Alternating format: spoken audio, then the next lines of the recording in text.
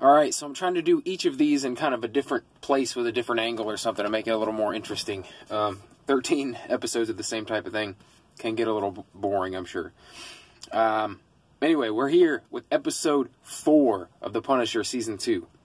So we start out, Billy Russo, we know he escaped from the hospital in the last episode. Now he's on the city bus, and he's, like, still in his hospital clothes with his hoodie on. And, like, some punk-ass kid is, like, fucking with him. He's, like, teasing him about his face. Like, super fucking lame-ass bully shit that I've never really seen people do shit quite like that. But, I don't know. You can imagine. He's being a little fucking cocksucker asshole. Okay. So Billy gets off the bus when the kid does and, like, follows him down into an alley, and the kid turns around, like, pulls a knife on him, and then it's like a cutscene. We don't see what happens, but the next thing we see is Billy Russo walking out of the alley wearing the street clothes that the kid had on. So, obviously, something went down. And then, I was right, by the way, about the face reveal. It was, like, super, super fucking lame. Like, that's when they did it on the bus. You saw his face, and it wasn't even a big reveal, and it was, like, they're like, a little scar here, a little scar here, a little scar here. It's really lame, dude. It's not like the Jigsaw, not even like the Jigsaw from that straight-to-video Punisher movie they did a few years ago, Warzone. Like, that Jigsaw was really dumb, but they had the face done a lot better. Anyway. So, Madani is letting Frank and Rachel stay at her apartment for some reason. She cautions Frank not to go anywhere. Don't do anything. Don't go anywhere. Let's see. Madani is trying to convince Frank to help her catch Russo, kill Russo. Rachel starts to have flashbacks, or dreams of some sort about all her friends, all the people she was hanging around with previous to this being murdered.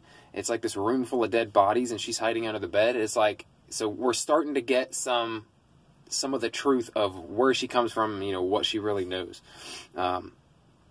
Frank reunites with Kurt, that guy who ran, like, the vet support groups in the last season. He has the fake leg.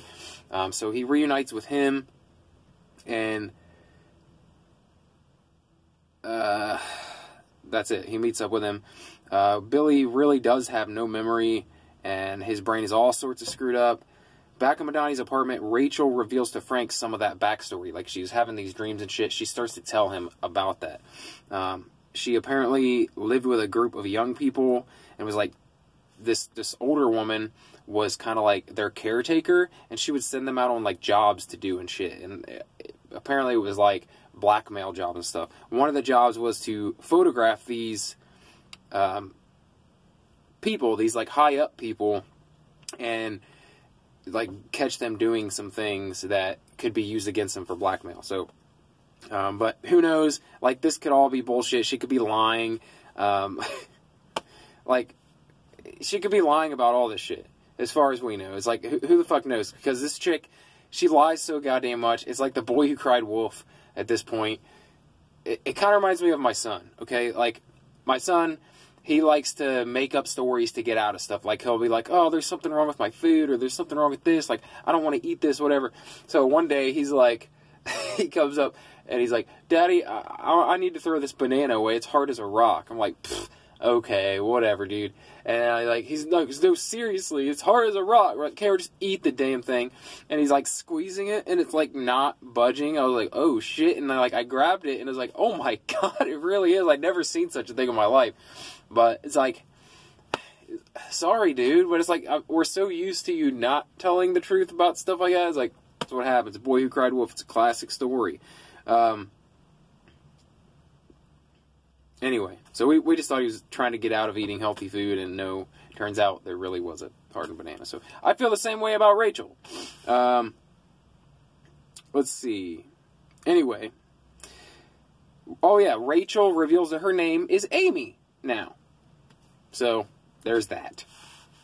Meanwhile, Russo can't remember anything after his military service. He doesn't remember what he did to Frank. He doesn't remember that he hates Frank for ruining his face. But he does remember shit from when he was a childhood.